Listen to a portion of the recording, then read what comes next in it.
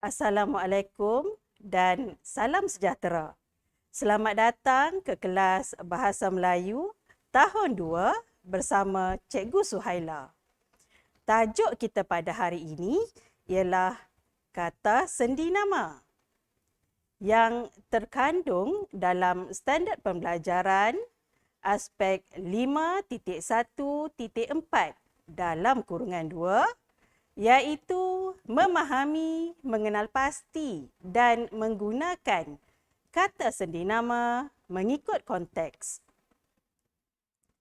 Oleh itu, objektif pembelajaran kita pada hari ini, pada akhir pembelajaran, murid dapat mengenal pasti dan menggunakan kata sendi nama dengan betul, dan objektif yang kedua, murid dapat membuat latihan menggunakan kata sendi nama berdasarkan penerangan guru. Baiklah murid-murid, mari kita mula. Sebelum itu, kita kenali dahulu kata sendi nama. Apa itu kata sendi nama? Kata sendi nama merupakan perkataan yang terletak di hadapan kata nama atau frasa nama untuk menerangkan kata nama atau frasa nama tersebut dalam ayat. Kata sendi nama yang perlu murid-murid kenal pasti adalah di, dari, daripada, ke, kepada, dan pada. Kata sendi nama di.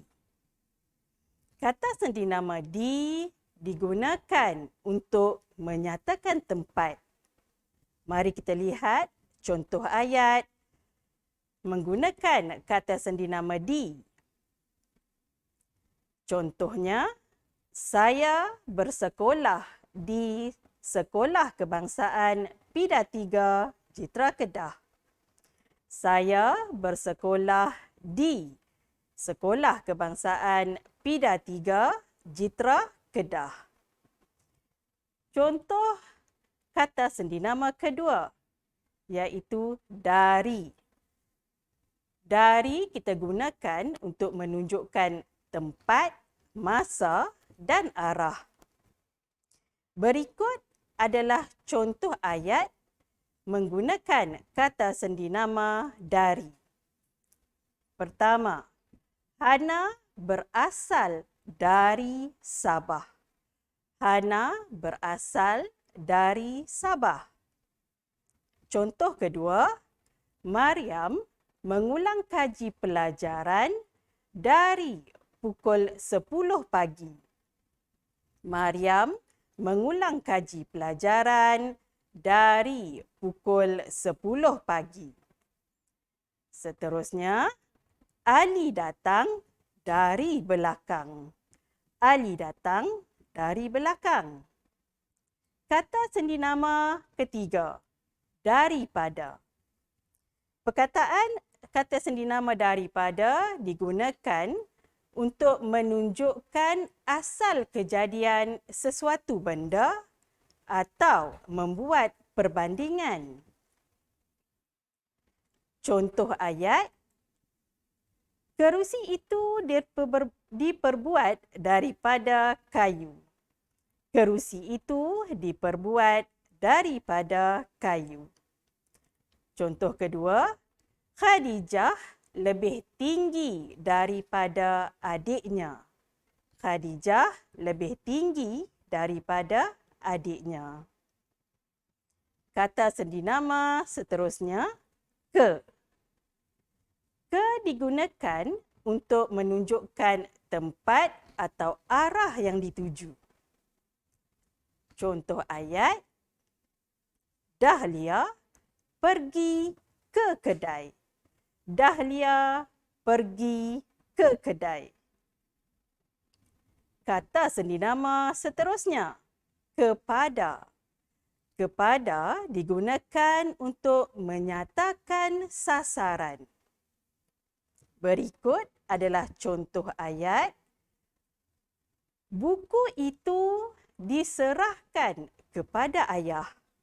Buku itu diserahkan kepada ayah. Dan seterusnya, kata sendinama pada digunakan untuk menunjukkan keterangan waktu atau tempat bagi perbuatan. Contoh ayat, majlis itu diadakan pada waktu pagi. Majlis itu diadakan pada waktu pagi. Dan lukisan itu digantung pada dinding. Lukisan itu digantung pada dinding. Cikgu berharap murid-murid dapat kenal pasti dan fahami cara penggunaan kata sendinama. Seterusnya, mari kita cuba jalani latihan kata sendinama. Berikut telah cikgu senaraikan kata sendinama untuk pilihan murid-murid. Soalan pertama. Pada hari sukan diadakan waktu pagi. Hari sukan diadakan waktu pagi. Apakah pilihan murid-murid? Hari sukan diadakan pada waktu pagi. Hari sukan diadakan pada waktu pagi. Soalan seterusnya. Nenek pergi hospital untuk melawat. Soalan kedua. Ibu pergi hospital untuk melawat nenek. Ibu pergi hospital untuk melawat nenek. Pilihan jawapan. Baiklah, berikut adalah jawapannya. Ibu pergi ke hospital untuk melawat nenek. Ibu pergi ke hospital untuk melawat nenek. Soalan ketiga. Kek itu diperbuat pisang. Kek itu diperbuat pisang. Pilihan jawapan. Berikut adalah jawapan. Kek itu diperbuat daripada pisang. Kek itu diperbuat daripada pisang. Soalan keempat. Azran menunggu kawannya pukul 3 petang. Azran menunggu kawannya pukul 3 petang. Ini adalah jawapannya. Azran menunggu kawannya dari pukul 3 petang. Azran menunggu kawannya dari pukul 3 petang. Seterusnya, soalan yang kelima. Ayah memberikan hadiah kakak. Ayah memberikan hadiah kakak.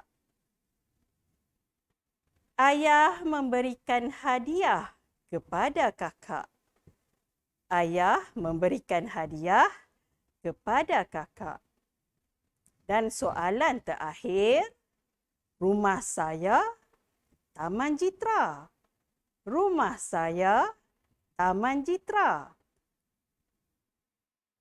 Rumah saya di Taman Jitra. Rumah saya di Taman Jitra.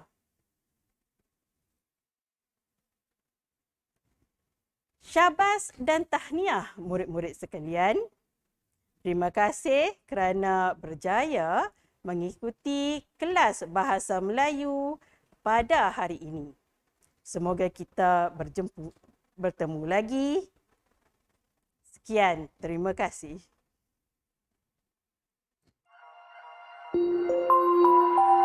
Thank you.